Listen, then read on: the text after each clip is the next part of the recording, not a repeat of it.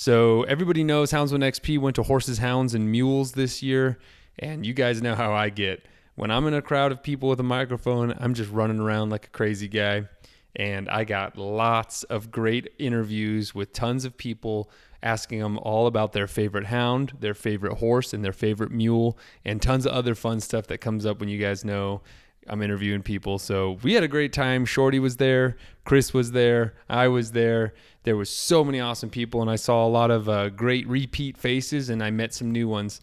So I just want to give a shout out quick to Leslie Ballard. She was there, one of my favorite chuck wagon racer people of all time. I didn't get to interview her this year, but you know what? We said hi. I gave her a big hug. It was fun. I was actually in the middle of an interview when she came up, so I wanted to make sure I gave her a quick shout out. It was good to see you. And to all the people that I made friends with last year, it was great to see you all again. And there's going to be many more good times to come. So everybody knows that HHM is a good place for meeting up and meeting cool people in this lifestyle. And if you haven't been there, I highly recommend you make the trip out next year to Farmington to check it out. It's a great way to show your support for houndsmen in the West, and it's a great way to meet and connect with cool people in the community.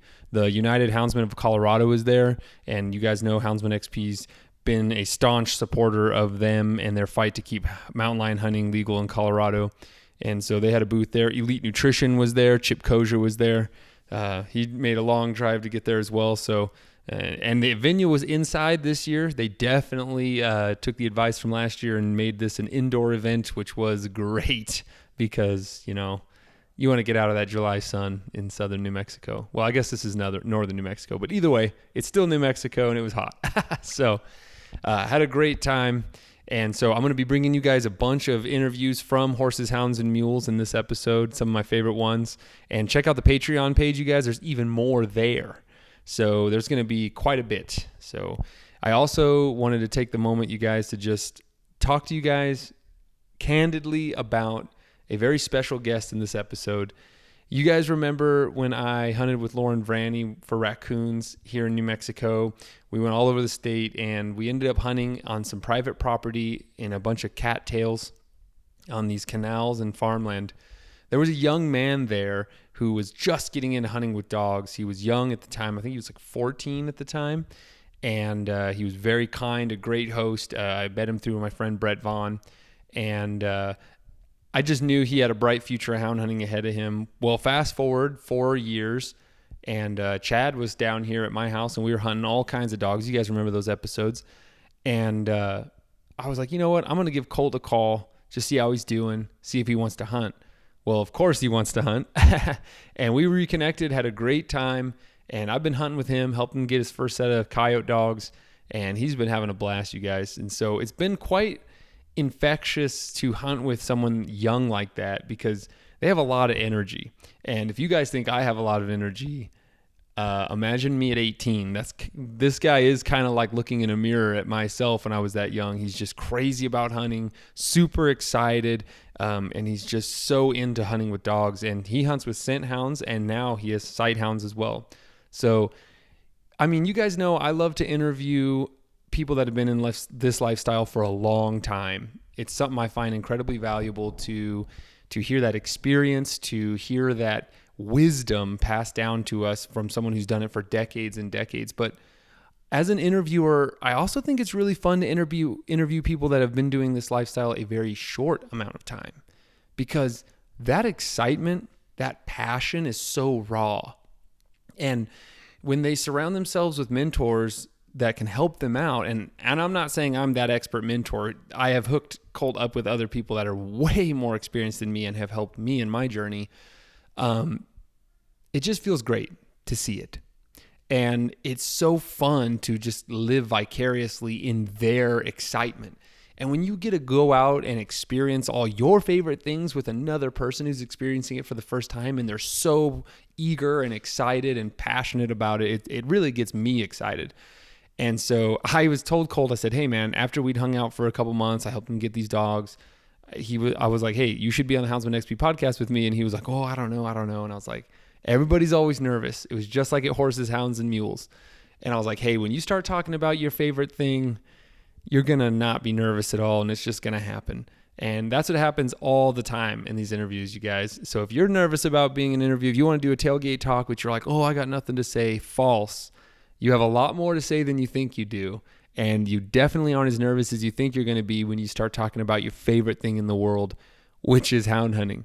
So I have a really fun, high energy, excited, very special miniature podcast with Colt, just asking him about his favorite stuff, what he's enjoyed so far, and what he loves about hound hunting. So I highly recommend you give it a listen. Follow the episode all the way to the end, you guys. His excitement will get you excited. And if you want to tell your story about hound hunting to me, reach out to me, email me, find me on Facebook, and let's do a Patreon episode together. I would love to have the fans on. That's my favorite thing in the world at Houndsman XP is traveling and talking to you guys as fans. I think hearing everybody's story and connecting in this varied, incredible, diverse world of hound hunting with our shared common passion of hunting with dogs is like very exciting to me, and it's always the best episodes. So sit back, everybody, relax. We're going to Horses, Hounds, and Mules together, and then we're going to sit down in a beautiful southern New Mexico evening. We're going to listen to Colt and me talk about our favorite thing in the world, which is scent hounds and sight hounds. I'll catch you all later. Find us on Patreon, you guys. There's so much cool bonus content there on Patreon. There's an extended versions of many of these talks from Horses, Hounds, and Mules. And also tons of bonus content, tailgate talks, and bonus footage from us hunting. So we'll keep it real short and sweet, you guys. Nobody wants to listen to me monologue for too long. It's definitely a lot better when Chad's here, and we look forward to his return next month. So you guys enjoy yourselves. Thank you so much for joining us here at All Mixed Up. I definitely strive to bring you guys a entertaining as well as educational podcast. There's so many good shows on the Houndsman XP network. And I just want to add that spice of offbeat and something fun, maybe new that you've never heard before. So it means a lot to me that you guys are here. Thank you so much to the people that reach out to us and let us know that you love the show.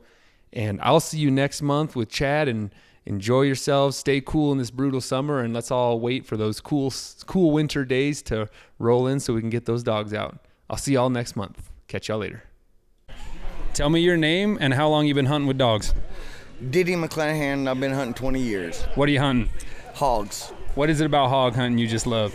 Well, there is some fear involved. And if you're asking a dog to go do something they're willing to give their life over, you have to be willing to go save them from this. You have to be willing to do the same thing they're willing to do. That's the thing that really attracted me to it. I ask this question to every hog hunter I hunt with in person. What would win in a fight? A big boar hog or a big black bear? The thing is, depending on where they're bait up at.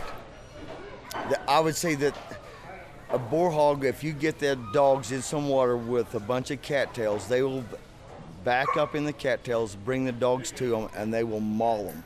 But in open ground, I'd say probably a black bear has a better chance of wallowing your dogs. What about if the boar hog and the bear met each other? I'd say... My money's on the boar hog. Mine's on the bear. I'm going to have to say a bear. Okay. I am.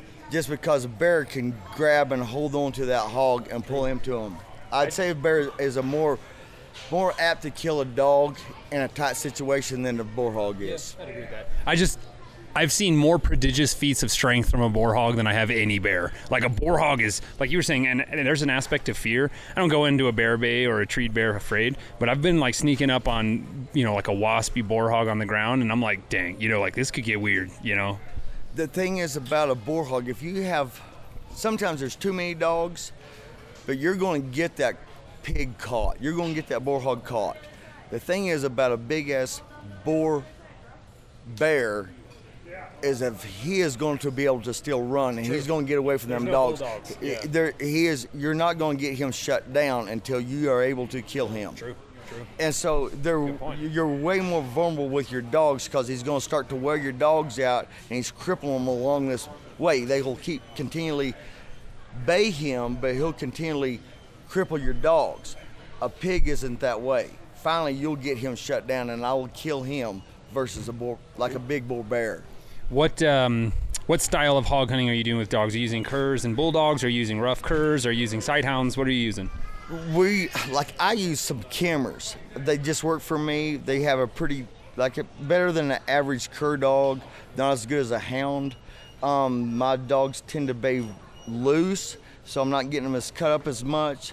That's the thing that works for me, because I don't have to staple up dogs, because I'm really free casting dogs, so I don't want to have to try to patch them back together to get them back to the truck. Are you sneaking in and shooting mostly? Yes, sir. I'm sneaking in and shooting. I used to run some catch dogs. I don't anymore.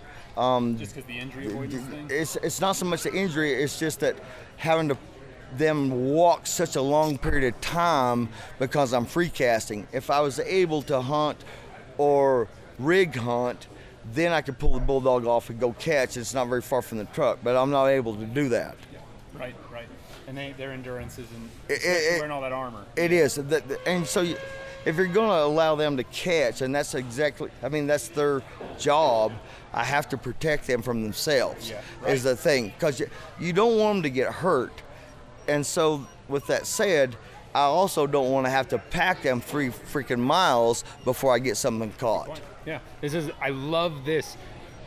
Everywhere I travel, especially in Texas being such a big state, but everywhere you travel, everyone's got their own style for hog hunting. And that's what I truly do find the most awesome about hog hunting, is that they're such an adaptable, successful animal, and they can live in so many different areas that you need a different line of dogs to succeed at the highest level everywhere you go.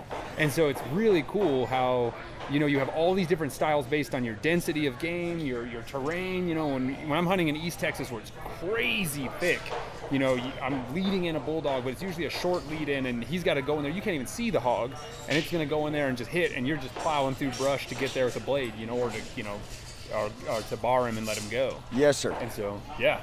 It's what dictates what type of dogs and the way you hunt. The land, it dictates what you're going to have to use. And everybody does stuff different, but it's not that we have a different style. The vegetation that you have, the area that you're in, dictates what kind of dogs that you have to have. I've been fascinated by everybody that you talk to, what type of dogs that they use, but they've used enough different types of dogs till they figured out what works for them to be successful.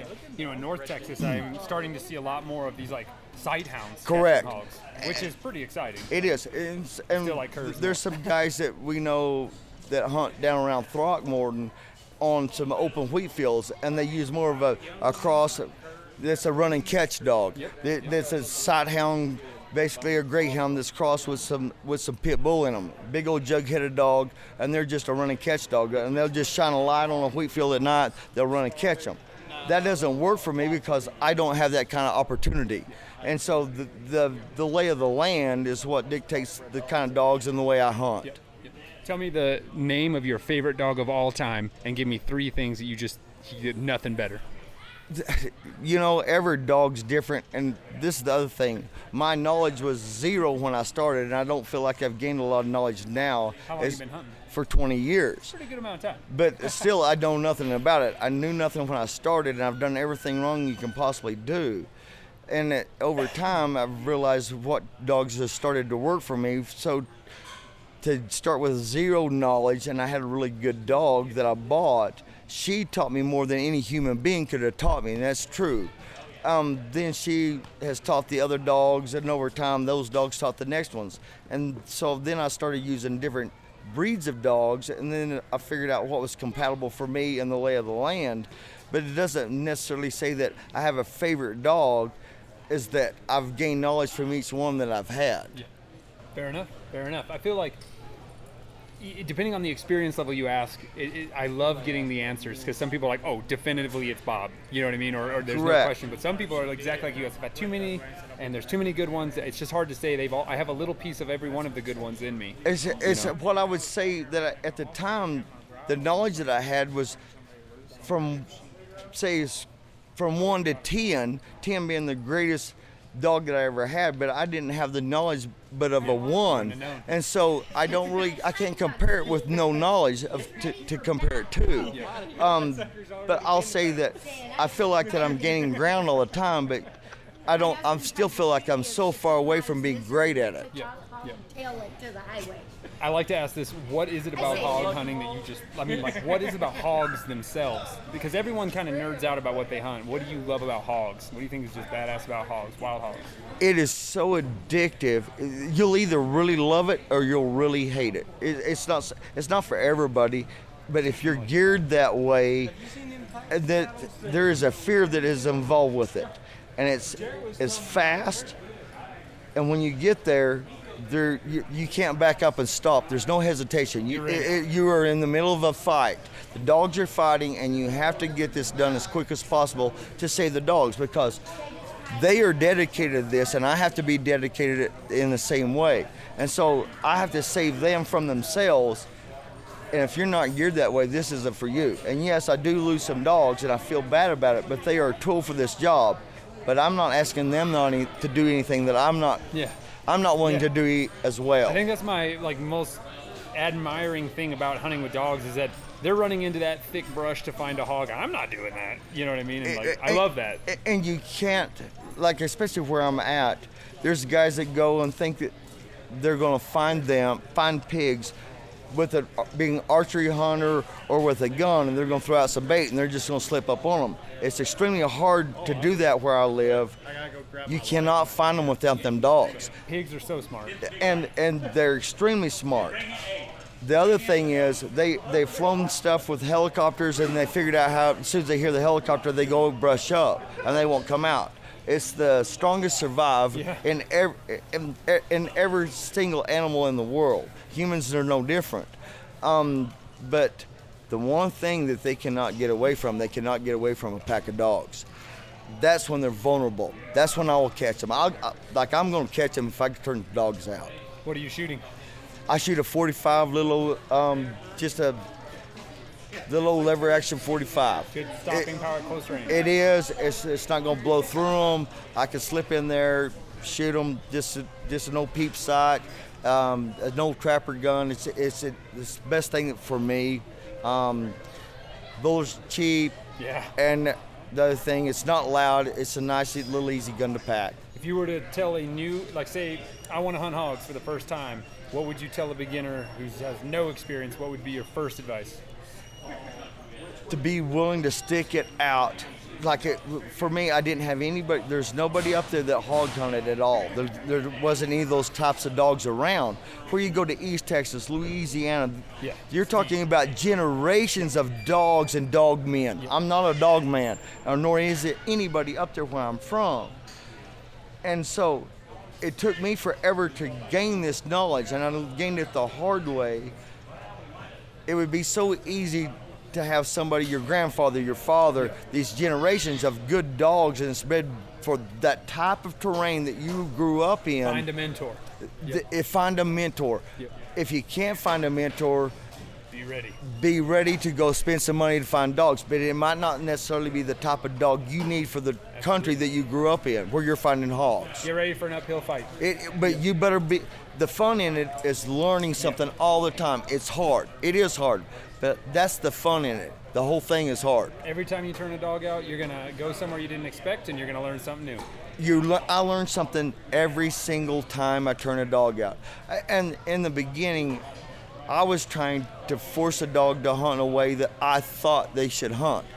The dog is naturally geared to hunt a certain way. I have to watch the dog and let them teach me how they hunt and where we need to go. I'm not dictating where we need to go. I'm not going to point A to point B. I'm going to where they're telling me to go. Yep. And I have to trust the dogs when I turn them out. Absolutely. Well, I really want to thank you. This has been amazing, and you'll see me around, man. Thank you for joining me. Tell me your name and how long you've been hunting dogs. My name is Rocky Adair from eastern Arizona. Started with friends when I was 10, 11 years How old are you now? I'm 70, but I haven't hunted much in the last 10 years. What did you hunt? Trail hounds, mostly bear. I hunted lots of raccoon in my early days. Which do you prefer? Oh, bear. Why? It's a lot more exciting. I love the country that they take you into. That's very true. A coon hunt, my biggest beef with coon hunting is at night. I'm a daytime kind of guy. Nights for sleeping. Yeah. Coon hunting is a good way to start your dogs. They learn to trail, they learn to tree, they learn to locate, and we don't do that much anymore because we're lazy. And it's at night. And coon pelt prices are like a nickel. Not that we always hunted them for fun and training dogs. Gotcha. So I'm going to ask you, over all those years, what was your favorite hound? What was his name, and what breed was he? Probably a dog called Lily. How was she? She came out of Van Johnson stuff out of southern Colorado.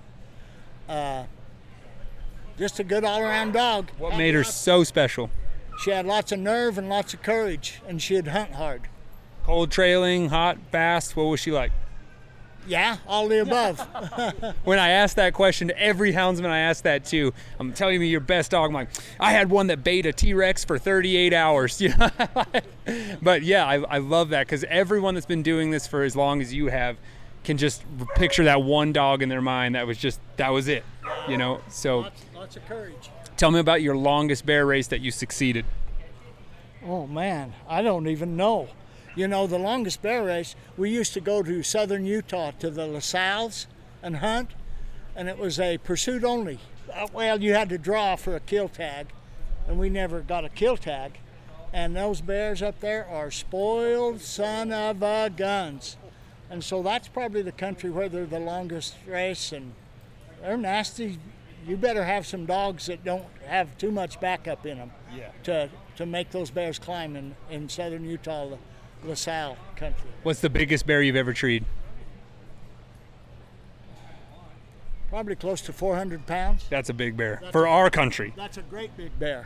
Yeah. I mean, when you're in Canada in the fall, you can get a 600-pound bear, but in our country, they mostly look like Newfoundlands. They are about 125 pounds and with tennis shoes on. Well, I've been bear hunting in British Columbia, and there's just you'll see 70 bears a week, right? Wow. And so you're just, if you don't see a bear on the road every hour, something's wrong. And so we had some hunters that had never hound hunted before in their lives, and we turned out on a big 7-foot plus bear, treat him in like 30 minutes, and they're like, oh, this isn't so hard. And I'm like, all right, we're gonna go for a Nike bear next. We're gonna show you what a real running bear is about. Yes, sir. Turned on a little 6-foot bear, and we had ourselves a 12-hour race. Right. That's a bear race. That is, yeah. But in our country, there's not a lot of great big bears, but once in a while you'll find an old big one. Have you lived in Arizona your whole life? Born and raised. What do you love about Arizona? 'Cause I'm a diehard New Mexico, but Arizona's kind of our brother in a lot of ways. Big brother. Population-wise, but nothing else. What I love about Don't get me started. Arizona's, the climate is very, lots of different country. Diverse is the word I was trying to say, from the 9,000-foot ponderosa fir trees to the low desert saguaro cactus. Right now, Phoenix isn't getting below 100 until 2 in the morning, and then you can be where you live up in the high pines where it's beautiful. Yeah, but it's hot at our place. It needs to rain. It hasn't rained on us. Telling me about a drought. It's been horrible. We had a terrible summer, record drought and heat last year, and still, as you can look out there, it's still pretty rough. Yes. And so Arizona's getting way too liberal. Interesting. It's changing. Yeah, it's the from red population to of the blue. cities. Yes, sir. Yeah. And that's one thing I think New Mexico, I mean, obviously New Mexico's a purple state, I would define it as. It's the cities are, quite blue, but I think the population of Arizona is what's going to make hunting in Arizona more difficult in the future, because there's more people in Phoenix than all of New Mexico. It's just a matter of time till an initiative comes, and it's really scary when an initiative gets on the ballot because of the general population. We're sitting literally right across from a tent of people that are facing that fight right now. I talk to those Colorado guys, and it scares me when it's on the ballot. It's tough. They have money, the other side, and they're very much more organized. Yes, sir. Yeah. And so it's a bad deal. Arizona's not like it was when I grew up. I don't think anywhere is, though, and that's the thing. It's sad, because as this world becomes more urbanized, we're losing touch with what it's like really out in the wild. Yes, sir. Everybody now is a pet parent. Yeah, exactly. If they're dogs, they don't understand them. Yeah, they're not dogs, they're little people. Right, yeah. and we have an obligation to take care of our animals and be kind to them and feed them.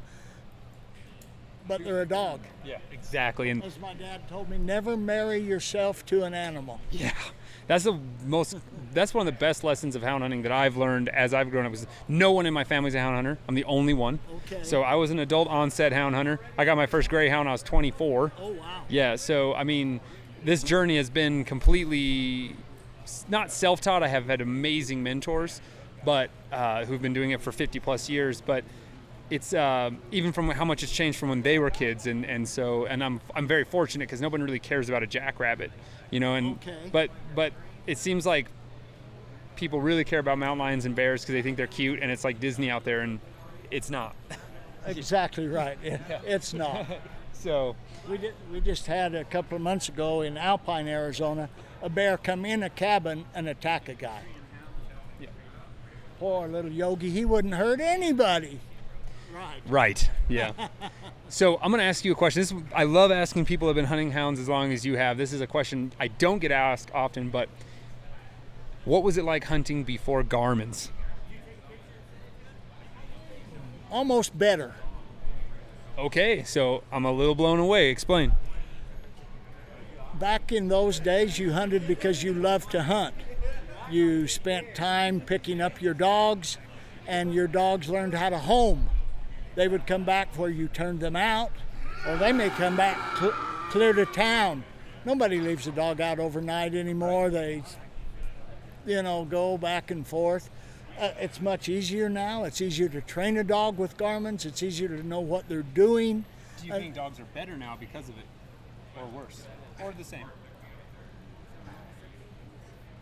Depends on what you're hunting. I'm not sure the lion hounds are better now. The bear hounds are better now because it's easier to hunt them. It's easier to pick them up. It's easier to know what they're doing, that sort of stuff. Interesting. My thoughts. And I'm not much of a hunter. I don't claim to be much of a hunter. So I hear often from that generation that it's made it way easier and more accessible because, people that have been doing, one of my friends has been doing it 70 years. And back when he was young, he was talking about how you spent more time looking for your dogs. We spent more time riding to high points and listening off in canyons. And now... There was few houndsmen around, too. And I see these guys now, they're on their Garmin's, and here they come. The dog's running out there 50 yards, barking his head off, and they're on their Garmin's watching the thing instead of listening to the dogs. And we used to, and they still can, don't get me wrong, but we used to recognize which dog's voice was what and where they were, and now it's all on a screen. I think when you have to be more in tune, when you don't have that, because I've been guilty of that myself. When I hunt with other scent hound hunters, I'm just like, I want a handheld so I can just watch the race and imagine it. And I'm a sight hound hunter, so I'm lucky. My dogs keep the action right in front of me at full speed, and that's what I'm used to. So I've never hunted without a Garmin. I don't know if I ever would. Yeah. And another thing, and this is just me, I hate to say this on your stuff, but all of these Garmin's and all this, they come out with a new one about every 6 months, and you have to spend another $1,500 for the latest and the greatest and stuff.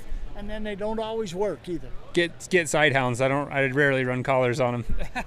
I still like the beep beep collars. I've heard a lot of people that are tired of spending the money and going back to beep beeps, but it seems to be a small minority just because. It's just the way it is. The new generation doesn't know anything else, and I really believe they think they must have the latest and the greatest. Maybe so. And I could be wrong. Hey, it's all opinion, but that's why I asked. So, yeah. Well, thank you so much. I appreciate you joining me. Thank you, sir. You're welcome. Thank you. All right, we got a special guest right now. It's going to be a little off the beaten path, but I'm going to start it off with the same classic questions. Tell me your name and what you hunt and how long you've been hunting. My name is Billy Lodemeyer. I hunt mountain lions and a little bit of bear. I've been hunting for about 3 years. So I'm still pretty green.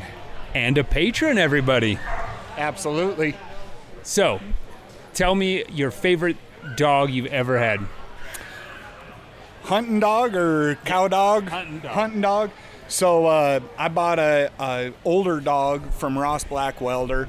Her name is Bianca, and she is just as true dry ground dog as you can get. There's nothing dishonest about her. Unlike my ex-girlfriend. Absolutely. But, I kind of miss her. So Chris comes up to me, everyone, and he's like, you got to talk to Billy. He's a horse chiropractor. So we're going to open that can of beans. Last year, we had the Chuck Wagon Racing Crew, and I'm going to go to them. I'm going to find them. Leslie Ballard already ran up to me and gave me a hug, so that's happening. But we're going to go down another Horse Hound and Mules rabbit hole. Tell me about horse chiropractorship, and what you do and how long you've been doing it. So I've been chiropractic horses for about 8 years. I got into it. I team rope. My wife barrel races. I steer wrestled for years. And it was something that I was using other chiropractors and just found a clinic that I needed to go to just to do my own horses, and it really took off from there. I do quite a few horses a year, and I mostly do performance horses, barrel horses, little bit of cutting horses, roping horses, of course, but barrel racing, I mean, them girls are crazy. So how did you get started doing this? Just needing it myself. Obviously, I need a chiropractor to pop myself, but also having performance horses in today's world, I don't care how far you can reach, somebody else can do it. I don't care how good you can rope, somebody else can rope as good as you. The best guy that's going right now are the guys riding the best horses. And to keep the best horses good and happy is keeping them healthy, whether it's chiropractic, vet work, making sure that everything's taken care of, physically on their end. I'm actually looking at that elite nutrition pretty hard. That Houndsman XP is starting to pedal. Yep. You gotta support a little bit, but I'm really interested in that as well, because I deal with a lot of COP. I deal with a lot of EPM in horses, especially being in Central Texas. We have a lot of possums. Right. Some of my lion dogs will catch them too.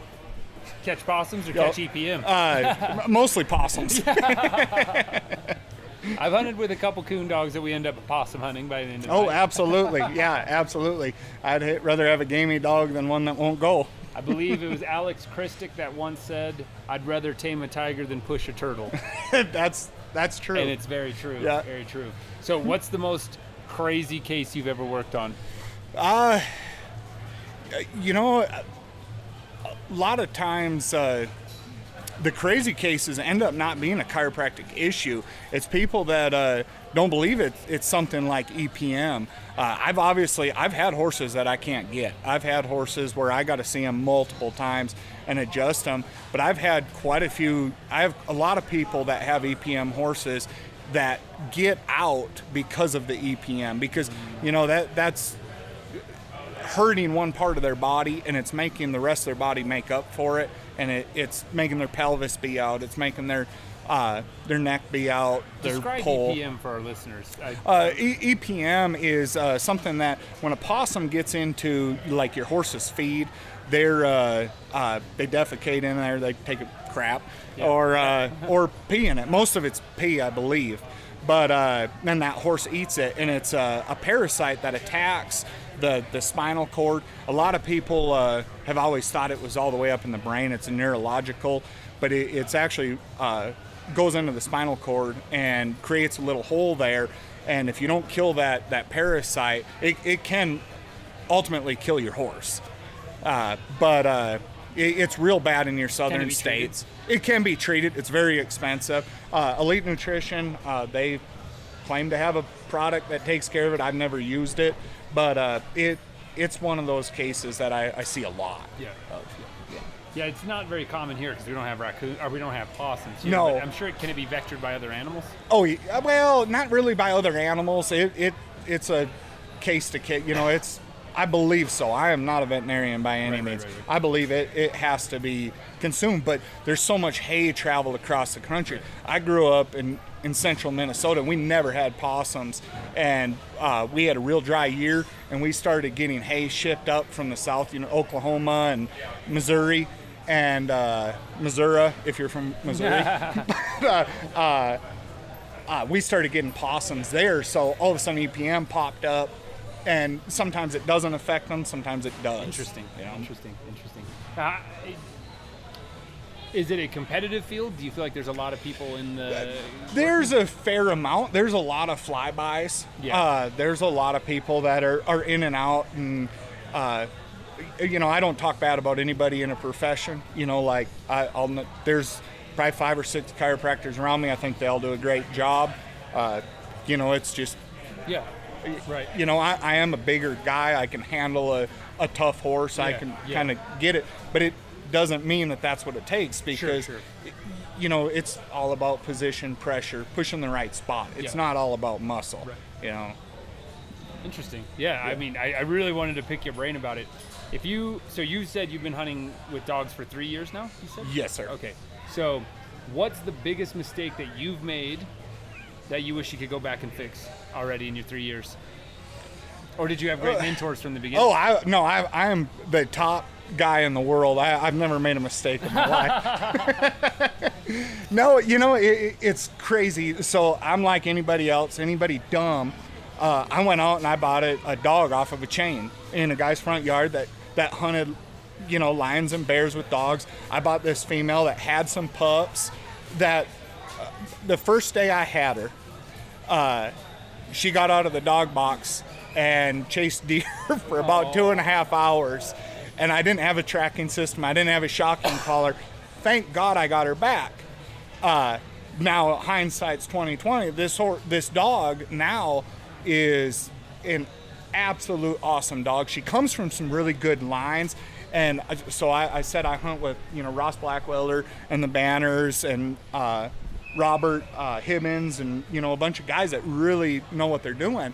And being able to buy that Bianca dog and get this, I call her Birdie, and she has just made an absolute awesome bear dog, lion dog for as little time as she's had. Gotcha.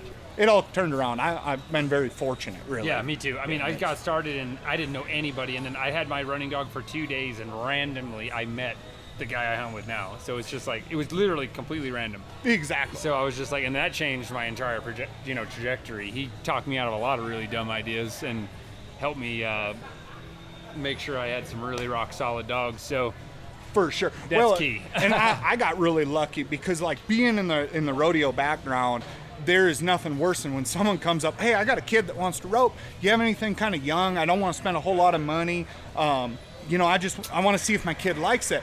Well, the first question is, how much is a broken arm? Yeah. If a broken arm costs $15,000, you probably should spend $30,000 and buy something good. Unless you're really smart and you want your kid to get hurt and never rodeo again and save some money. I say have him go ride other people's horses, go work with other people, Absolutely. Go live on a ranch and try it out and see if you really like it. Absolutely. I tell any young hound, anyone who's interested in hounding, say just come with me, check it out, and don't just come with me one time. Come with me like 10 times and see if you really like getting up at 4 a.m, freezing your butt off, possibly not seeing game, like that kind of stuff. So yeah, that's good advice. Make sure you go out and try it and make sure you like it before you start doing it full time. Don't just go out and buy a whole kennel of dogs and then decide, oh shit. Absolutely. Yeah. Another guy that helped me a lot is Warren Wallace.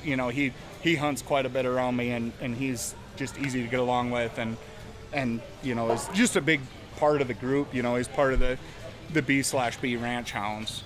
You've been a fan of Houndsman XP for a long time. Now I got you cornered. What's one thing you've always wanted to say? Now's your time. Speak free. You're listening to that podcast in your truck, and you're just like, Seth, rabbits suck. Now it's your chance. It's your chance. I had a Chihuahua in college. I'd catch them damn jackrabbits all the time. It just doesn't take much of one. Shoot, I run one down with a dang butterfly net and catch them. No, and I've been around some coursing dogs, and I have all the respect in the world. I hunted a little bit in college with a guy that had some coyote dogs. I have a friend. I haven't been able to hunt with him, but he runs pigs in Texas with them. It's badass. I mean, it's one of the coolest things. That just, I don't have the land to do it. Yeah, it needs big open land. Exactly. Yeah. So, well, man, thanks for joining me, and we'll be airing this soon. Absolutely. What's up, everybody? I got a super special guest with me today. I've been hunting around New Mexico a long time, and I'm always meeting cool people. And if you guys remember the episode with Lauren Vranny many years ago, we were coon hunting on the canals. The young man we were hunting with is all grown up now. He's big and strong. He's beating me up every day. I feel scared. No, guys, we got him here with me today 5 years later, if you guys can believe. It's been so long. And I got him a good set of coyote dogs with some help of my good friends and mentors. And I'm really excited to have him on because we've had a lot of fun adventures. And I just kind of want to pick your brain. So why don't you introduce yourself, buddy? My name is Colton Carpenter. What? He's nervous, you guys. It's his first time. It's all good, man. I'm going to just throw some good questions to you guys. You know, everybody knows I love interviewing beginners because, you know, when we hunt a long time with dogs, it's really exciting to pick the brain of these legends. But at the same time, there's something that's really fun and exciting when we first started. Can you guys remember that, you know? And I haven't even been doing this very long, and even still, like, Colt's enthusiasm is just electric. And so, Colt, tell me about your hunting with dogs. Just tell me how you got started. Tell me what your passions are. Tell me everything about when you first got your first dogs. Well, Brett Vaughn, I'd caught in a lion in a trap. He twisted out of it, pulled his toe out, come up to the trap. There was a giant ring, and I was like, holy crap, what just happened? Super, super excited. Called Brett up. I knew he had ran hounds. My grandpa roped with him, so that's how they knew each other. And he come up, brought his dogs, turned them loose about a half mile from where my trap was. We walked the dogs up this arroyo to the trap, and the hounds started sounding off, dude. They started up the side of Tenuco. It was absolutely awesome. Oh, that's the best. It was exhilarating. I'd never experienced it firsthand. I was so excited. They didn't go 800 yards up the side of the hill, and there was the cat. Oh, he had wow. a hurt leg, so he didn't go far, man. It was awesome. So that just got me hooked, and I was like, Brett, like, you know, I want to get into this. And so he ended up getting me Ace. I hunted with Ace. Who was a baby when I met you. He was just a pup. And I had my golden lab, Goldie. Yeah, dude, everyone knows Goldie. I talked about it. I was like, beast. She was like a barrel on 4 legs and would take a skunk down Just like a murder monster. It was great. So I hunted those two, and come to find out, hunted them like you hunt sight hounds, apparently. Yeah, I know. That's what I told Lauren. I was like, man, this kid would love some coyote dogs. Yeah, and so he got me those, and then he got me Rexy next and Eve, and so I started hunting them and just loved it. And then What were you hunting primarily with those 3? Mainly coons. Coons, okay. Mostly all coons. Yep, A few foxes, but mostly coons. Nice. And then you called me up and said, let's go to the VLA. Chad Reynolds was coming down to hunt some coons, so that's why you called me. It was great. And we went to the VLA, and it was one of the best experiences of my life. I'd got to see some dogs run, man. It was awesome. Did we catch a rabbit? Yes. Okay, yeah. I couldn't. Yes, we did. Wait, was that the day we. No. Let's see. Yes, we did. Of course. Yes. Yep. We caught a rabbit. Yes. There was. You were with me, and Paul Domsky was there, right? Yes. Yes, we caught a good rabbit. Patrons, you guys know what I'm talking about. That was cool. Yeah, it was super cool. Strider packed him back. Caught it. Yes. He caught it in the air, though. Mid-air. Yeah. That's right. Yep. Strider caught. Everyone knows, guys. Patrons know. Strider caught the rabbit mid-air. Chad Reynolds was watching through the goggles on the drone, the FPV drone. Yep. You were too. Mm-hmm. Yes. And we had 2 sets of goggles linked up, you guys. And Chad took off the goggles, and he looked at me, and he was like, "I think Strider caught that rabbit midair." And I was like, "I cannot wait to review the footage." And yes, he did. That was super fun. So then you had the sight hound bug. Yep. And then you were the one that brought it up to me. You're like, dude, you could totally do this. And so you got me in touch with some amazing people and got me dogs, and it has literally changed my life, dude. Tell me about the sight hounds you got. Okay, so I got Popcorn and Silky first. Yep.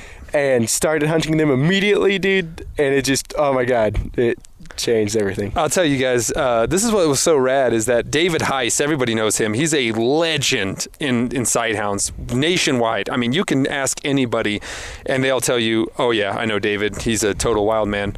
And Justin Heiss is one of my best friends and mentor, and he was like, oh yeah, Dad should have some good coyote dogs for Colt. And when we called David, he was so excited, and he sold Colt a great dog, you guys. Popcorn is a great coyote dog, finished, totally ready to roll, a super tough, right where he needs to be, runs so good for his age. He's a beast. He's a total beast. I love Popcorn, and I'm not just saying that. He's a great dog. And then a young Silky is beautiful. Yeah, Silky coyote dog. She's not a rough coat like a stag. She's silky. Yeah. That's why she got the name. Yep. What do you love about Popcorn? He's just his drive, and he's so friendly in the pen. Yeah. He literally rubs his head on the pen, wanting to be petted. And then the second you bring the quad out, it's lights on, and he's ready to kill. So focused. So focused, dude. Yep. And so kind to the other dogs. Yes. Yeah. Yes. That's what's really cool about him. And the second that gate trips, he knows what's going on. Yeah. Oh. David Heiss told me he's killed over 300 coyotes in his life. Whoa. And so he just knows what's going on. He knows the game. It took a few coyotes to get Silky. Yep. And then she figured it out. And she got on it quick, though. One. Yep. 4, I believe. 4 coyotes. Yep. She was already tough. So she practiced on the scent hounds. She would get him by the neck and hold him, wouldn't hurt him. It was great. And then the 4th coyote, she got, dude, and it just like, I literally got so excited. The tops of my arms got numb and tingly. My cheeks got numb and tingly. Dude, it was just, that changed it. Everybody knows that I get crazy during a rabbit race in the buggy. You do too. Yep. Our enthusiasm is crazy. You're going to love hunting with me and Justin this winter time. We're like baboons held in by Steven. It's just... So, what do you love about scent hound hunting, and what do you love about sight hound hunting? Okay, scent hound hunting is definitely the question of what are they chasing. I know the guys that have been doing it for a long time, they can tell by the tone of their voice what they're chasing. I'm not there yet. I just hear them baying, and I'm like, mainly the location. It kind of gives me hints on what they're chasing, but it's just so exciting of what do I have? What the are they mystery. What are they chasing? Yes, the mystery. Yeah. That's it. And then, of course, it doesn't happen instantaneous. You have to work for it. Yeah. They trail it up, and then they tree it, or it gets away. That happens more than it doesn't. Yeah. And then when they catch it, just the reward of they worked so hard to catch this. Yep. And seeing the dogs getting to catch it, they put all the effort in and they caught it. It's just the best. Yeah. It's super fun coming to a tree. It is really neat. Just be like, what do they got? Yeah. You know what I mean? And if you're hunting, like some guys are like, they only hunt bobcats. I only hunt lions. But yours are kind of generalists because you have so much versatility of game in your area to hunt. You got foxes. You got coons. I guess that's really what you're focusing. I guess you'll treat a kitty if one happens. The rank kitty. Yeah. So 90% of it is coons, definitely. Yep. That's just what we come across. Yep. And then Brett Vaughn, he has, he'll call me up on a lion, which is such a great treat. Doesn't happen often, but when it happens, it's just incredible. Yeah. And so, just the excitement of that. Like, we're chasing a mountain lion. I know. Like, yeah. God, dude. It's awesome. It's awesome. And what about sight hound hunting? Okay, sight hound hunting, I love that it's just so exhilarating. Like, you get to see it happen. You get to see the race right in front of your eyes, and it's just, the dogs are right there. They're so fast. It's them. It's all action. That's what I love about sight hound hunting. Yep. It is all action. It happens right in front of you, and you just scream. I lose my voice every time. Every time I catch something. I'm the same way. Yep. It's just, still. It's bad. I know I've showed you that video of them catching out in that plowed field. And so one of our workers heading on called me up, and he's all, Colt, there's a coyote out in the field, come right now. So I actually didn't have the dogs with me. My grandpa and me drove up. We spot the coyote on the ditch, haul butt back to the house. I grabbed the buggy, threw the dogs in the buggy. My grandpa was in his pickup. He ended up cutting the coyote off. The coyote jumped across, started running across the plowed field. And I got in behind it, just literally, dude, I was so excited. Literally, my face was numb. Just screaming like nonstop. This kid texts me, and he was like, Seth, we just caught a coyote. And you were just like, I'm about to faint. And it flooded me with emotion when I caught my first rabbit with Justin. We were out in the field, same thing. Great race. Got tons of pictures of it with my still camera. I'll show it to you later.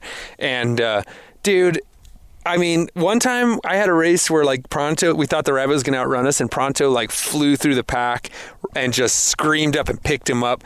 I freaking blacked out, dude. I like fainted. I mean, it was so crazy. So I know exactly what you're feeling right now. I love it. It's the best. And that's what I try to describe to a lot of scent hound hunters that don't know anything about sight hound hunting, is I just try to describe it's like all the parts of scent hound hunting you love, the jump, Yep. except happening at 40 miles an hour, like right in front of you. Yep. You know what I mean? So like, it's really fun. I do love the aspect of scent hound hunting where it's like chess.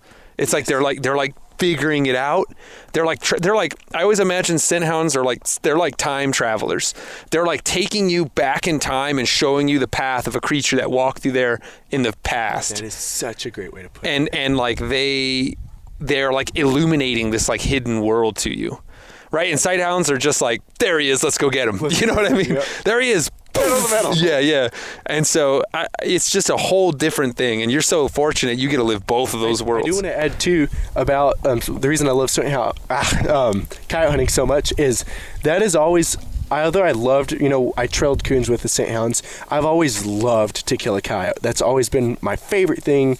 It's not that I don't like coyotes, it's just that I love coyote hunting. I love the hunt. Yeah. And now I get to hunt coyotes with dogs. So my 2 favorite passions in life, I get to put them together. That's awesome. And that's what's changed. And as a person who helped you get those dogs, that's what I find so rewarding, is that you really do love it, and it makes me happy. And we need more young hunters out there in this world right now, because, dude, you're the youngest hound hunter I know, and then after that, it's one other guy and me, and I'm 35, so it's like there's just not a lot of young people doing it anymore. Need to be exposed to it more. Yeah. Because all of my friends, they didn't know what a coursing hound was. Yep. And then they seen them for the first time, and they're like, this is the coolest thing I've ever seen in my life. Yep. And literally, Tyson, one of my best friends, he didn't know what it was, and he's like, no, that'll be lame. Like, literally, he didn't know what it was. And then he experienced it, and he was like, dude, like, words can't describe it. You got to see it in front of you to feel the real magic. The rush. Yes. Wait till you see a rabbit race. Everybody knows I love to poke fun at coyote hunters. I always send Colton memes about rabbit hunting versus coyote hunting. Oh man, it's just so like. It's so rewarding, and you just had your first litter. David Heiss was like, hey, those are really good dogs, can confirm. And he was like, as soon as Silky comes in, you need to breed Popcorn. Yes. And so you have a very bright future. Very lucky. And that nerd bred dog you got, Sandy, she's off the hook, too. Yep. She's incredible. She's a beast. She's still learning how to use her speed, and when it comes together, she is a beast. She's what, an 85-pound jip? Yeah. She's a muscle. Dude. Oh, she's a monster. She's scary to look at. To a coyote. At me. To a coyote. What's your favorite thing to hunt with a scent hound? 100% with the scent hound. Yep. Coons. Coons. Yep. Because a coon, they stink, so they can they can't trail an old track. So most of the time, you're not going to be on it for just hours. Yep. They normally cut them pretty fresh. It's normally in pretty densely brushed area, so it moves pretty fast. And and also, coons are detrimental to the crops, and so I'm doing 2 goods. Yep. And so I love that, and most of the time it goes down the river, and it's right there in my backyard. Love it, dude. Now I'm going to ask you a hard question. You're warmed up. You're doing great now. You've dusted all the rust off. What do you dislike about scent hound hunting? Definitely if it's late at night and you turn out on what could be a bobcat or an old lion track, and you chase it for, I can't really say that though. I do love the chase. What do I not like about scent hound hunting? I know what you don't like about scent hound hunting. Let me know. Javelinas. Yeah, javelinas. Yeah, that is terrible. That is terrible. Yeah. Deer. Yeah. Trashing. That is what is amazing about coursing, is you don't turn out unless you're right on top of it and you see what they're going to chase. Yep. That is true. I didn't think about that. I only know that I was going to answer for you only because you've told me a million times, and poor Rexy. Yes. That was too bad. Lauren's hounds, when we were out hunting first night, right into a pack of heavies. Yep. They're like irresistible to a scent hound. Piper got a little slash on her neck. Yep. Irresistible. Mm-hmm. They see those stinky. Stink so bad, dude. Yeah. We can smell them as humans. Imagine what they smell like to dogs. And then they don't run fast. Mm-mm. They pack up. They make noise. Yeah, they're like, yeah, and then they're just like right there in front of you. I mean, it's crazy how every scent hound in New Mexico has to learn that lesson. And still, if they cut a fresh track, even broke dogs will get on them. Interesting. Yeah, I've seen videos of Brett being like, no, javelinas, like all the voltage to the world to him. What do you dislike about sighthound hunting, or do you need more experience? What I dislike about sighthound hunting? So far, nothing. So far, it's very exciting. I'll tell you one thing I dislike. It is that it's a young dog's game. Injuries. That would have to be one, injuries. Yes. I totally agree. Injuries, and that for coyote hunting, if you have a really special dog like Popcorn, he's still a monster at 7 years old. He's still doing it, dude. Was he 7 or 8? Or is he 9? He's 9. Oh my God, he runs that good, and he's 9. He's 9 years old. Yeah. Okay, Popcorn just got better in my book. Yeah. So something interesting about Popcorn. Whenever Justin Heiss actually sent me 2 pictures, he sent me Silky and Popcorn, and he's like, "Are you interested?" And I was like, "Yes, absolutely." Yeah. And I told my mom about it. I was like, she's always shares stuff with her, and I was like, "Dude, like you gotta check these dogs out." And in the picture, Popcorn, like, we kind of had his head down, and she's like, "How old is that dog?" I was like, 9 years old. And she's like, "They're getting you a 9-year-old dog." Like, you know, you think of a 9-year-old dog, you think of a dog that's lamed up, walks around the house on mopey. And then she sees this beast. She sees videos of this beast, and it just, 100%. The fact that he's 9 years old, still he's runs. an amazing dog, but the fact that he's 9 just makes him more amazing. Yeah. Because he's like a god, dude. Yeah. He's incredible. He is a really nice so dog. damn cool. When I saw him on his first coyote run, I was like, whoa. Yeah. Dang. Because he was faster than Silky. And he's 9 years old. I have a video of them running across the hayfield, and he's about 3 paces out in front of Silky. He outran her, you know? Yeah, he's a beast. I was going to tell you, too, you know, with rabbit dogs, it's even more pronounced, the young thing. You know, a coyote it is not as difficult a quarry to run down as a rabbit. So a dog like Popcorn can still, a 9-year-old rabbit dog is utterly useless. Yes, sir. And that's a real bummer, you know. But what's up? Oh, that's what David Heiss told me, because I'm just keep venting to him about how incredible Popcorn is, and he's like, imagine him when he was 4. I know, dude. That's what I can't stop thinking about. Well, you got a litter of that. Yes. You're going to see it all. Coyotes are trembling in their boots. Yep. Wiley is teeth chattering right now. You know what I'm saying? He's just got the help sign stuck up right now. You're going to, yeah, guys, I got, you know, and the thing about sight hounds I enjoy is, and this is what I got him for Colt. I was like, dude, they'll chase anything that moves. He's like, really? I just remember that. I was like, woe be to every animal in front of you. Cats, everything. Back to a dislike on scent hounds. That's one thing. Like, you see a coyote, you're not supposed to chase a coyote with scent hounds. Although my one dog, Ace, I do have him. I run him with the sight hounds. That way, if a coyote gets into brush. Which has worked great. That was my next question. So keep going, and then we're going to go back to that. So, yeah, keep going. Okay, so turn Ace out on with the dogs, and if the coyote gets into brush, he trails the coyote out of the brush. The second the coyote gets out of the brush, the scent hounds see the coyote, and it's game on again. Yep. So that has been incredible. I was going to ask you about that, because that is really cool. You're already kind of pioneering a new thing that works great for you, because they make a great team. You hunt at night. Break that team down. Besides that, I mean, what else does Ace help with?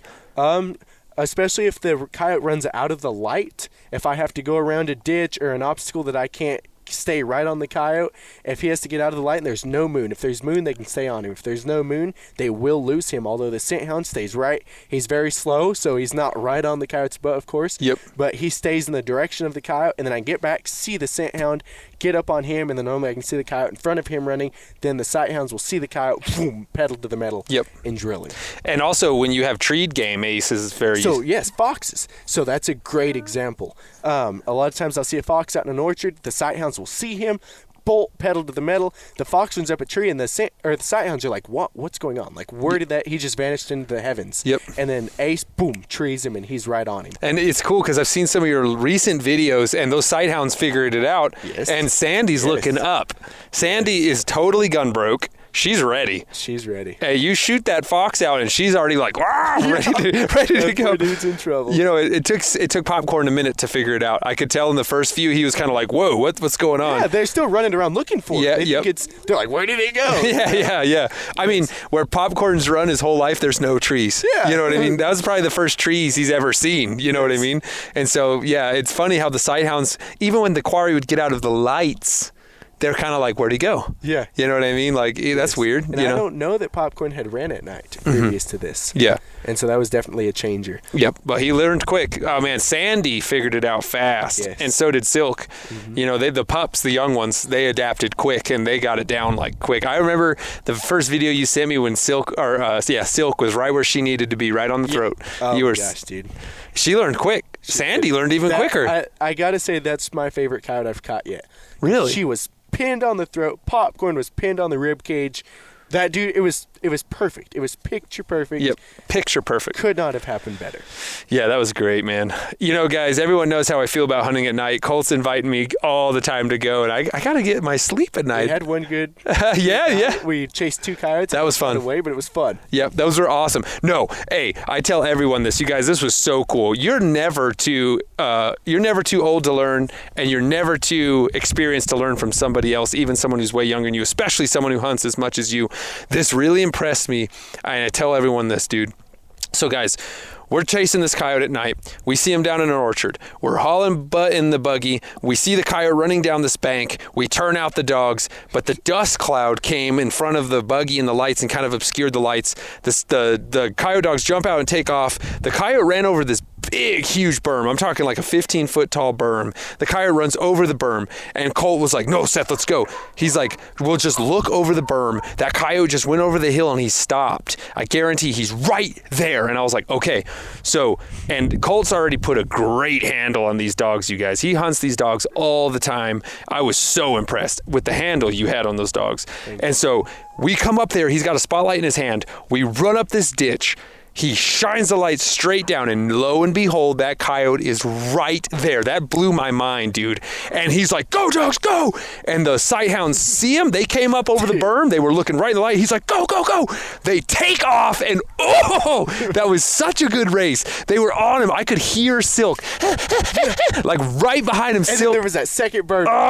Dude, yes. was right on his tail. Oh man, Silk was inches behind him, and she hit that berm kind of awkward. Yep. And the coyote ran like south, right? And she turned the other. She went north. He went south, and the coyote was like 30 yards away, just looking. He didn't even run. He was just like, "What was that?" Yeah, that was so crazy, and that was so cool, and that impressed me so much that you knew that coyote was going to be just right there. That blew my mind. I thought he was going to be just bolting. Yes, what's amazing about coyotes is no one chases them once they get into the brush. Yeah. So they're not going to waste their energy if they don't have to. True. So the second they get out of sight, no one's ever never chased that coyote over that berm. Welcome, popcorn. So once they get out of sight, out of mind, I'm just going to chill. Once they leave, I'm going to go right back out in the field and keep hunting. Yep.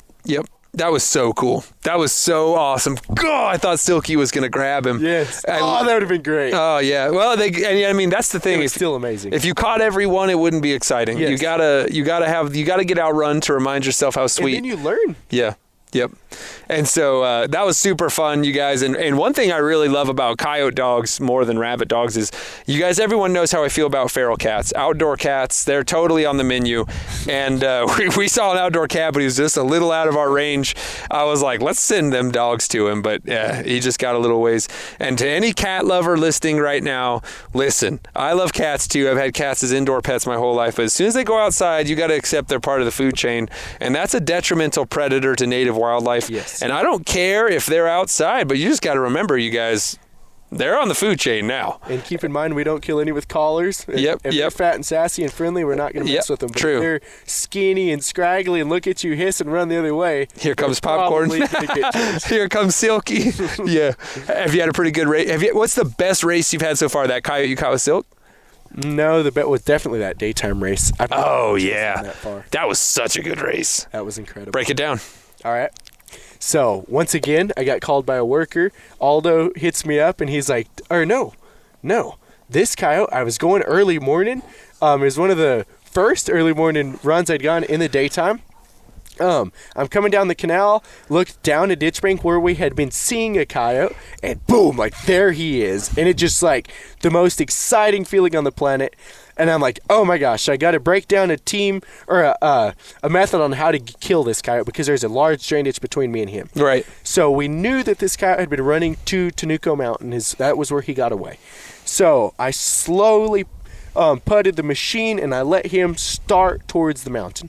Once he did, I had to go about a half mile down to cross the drainage ditch to get where I could chase him. Whenever I did, I come back up to where I'd last seen him. He was not in sight. So I drove the quad out near to where I had last seen him, stood up on top, started glassing. Couldn't find him, and that's whenever Aldo called me, and he's like, he's over here on the 150 in the alfalfa just standing there. So he had traveled about I'd say about 500 yards due east, and he's now standing out in an alfalfa field. So I navigate the roads, get over between him and the mountain. That way, once I get between them, we're safe. And he's like, "Oh crap, what do I do now?" So I get near where he was last seen, and sure enough, he's still out in that field. So he starts towards a drain ditch that had dense brush in it. So I start down the canal road, cut him off, and we kind of play chicken. Actually, have I showed you that video of him out in that field? And he's like, "Oh, which way did I go? Which way did I go?" So he had to run north. Had the hound sighted him yet, or is he too far? They weren't yipping, but yes, they were looking at him. Oh, good. He was a long ways off. And so I had to make him run north. If he had ran south across that listed field, he would have got away. So we just kind of sat there real slow, just chilled, watched him. It was probably about 3 minutes. It seemed like an eternity. Directly, he got impatient and made a run towards the north down a cement ditch. So, man, it was pedal to the metal. Hauled butt across this hayfield, ramped the little hay footage, man. It was just the most exciting thing on the planet. I remember to get my phone out, put it on video. This coyote is on one side of the cement ditch. I'm on the other. Keep in mind, cement ditch, you're the one that taught me cement ditches are very, very dangerous. As long as you turn out right on top of them, you're okay. Yep. So I'm going right down the edge of the cement ditch. This coyote is like, I'm having a hard time catching up to him. He's flooring it. Yes. The second I get close, I'm like, and he started venturing away from the ditch. Yep. And I could not cross the ditch. Yep. So I'm like, all right, this is as close as I'm going to get. Go time. Slam all the brakes, chip the lever, and go to screaming, man. And it was old Popcorn. That dude gets out of the box immediately. He was just down. He was on that coyote. Yep. How far would you say the coyote away was? Man, he looked like he was 250 at least, running and flooring it. He was a long ways. Yes. And so old Popcorn, man, he was right on him. Silky, she's coming up behind. That was whenever she was on her period, so she was a little bit slower. So I was just like, holy crap. And worst part about it is I couldn't chase them. Yep. Because they were on the You just had to sit there and cheer. Yes. And I was just like, dude, it was the most nerve-wracking feeling. To be honest, I didn't think they were going to catch him. There was a canal way in the distance, but where the coyote was running to, I was like, he's going to go through this, they're going to lose him. They started turning him right at the last second. The second they got to that canal, Popcorn was right on him. The coyote was running at a northwest direction. He turned southwest. Popcorn's right on his tail, and then that's when there was a field of barley there, and the second he hit that field of barley, I whipped it around. I lost sight, whipped it around, hauled back to where I chased him, cut the roads, went to the tower. It was right there by the big Popcorn had him. Boostin' Tower, and Popcorn had him by the neck, dude. And it was just the best feeling on the planet. I could not believe it. Oh, man. Did not think they caught him. He was out in that field. Frickin' Popcorn had him out in the road just by the neck, and it was incredible. Do you guys feel this? Because I feel it. I'm grinning ear to ear. This is what I love about it. Can you remember your first catch? Think about it while you're listening to this excitement. Can you remember your first catch? Like, that is just incredible. Colt, man, thank you for letting us live that with you, man. I really appreciate it. Is there you're right now, you're on the biggest hound hunting podcast in the world. You're speaking to the entire planet. Is there anything you want to say to the people out in the world right now? This is a beautiful world we live in. See the bright in the world. Don't focus on the negative, focus on the positive, and you will have a wonderful life. That is words to live by. Wise beyond your years, my friend. Wise beyond your years. Hey, thanks for joining me on the Houndsman XP podcast, buddy, and I'll be seeing you soon.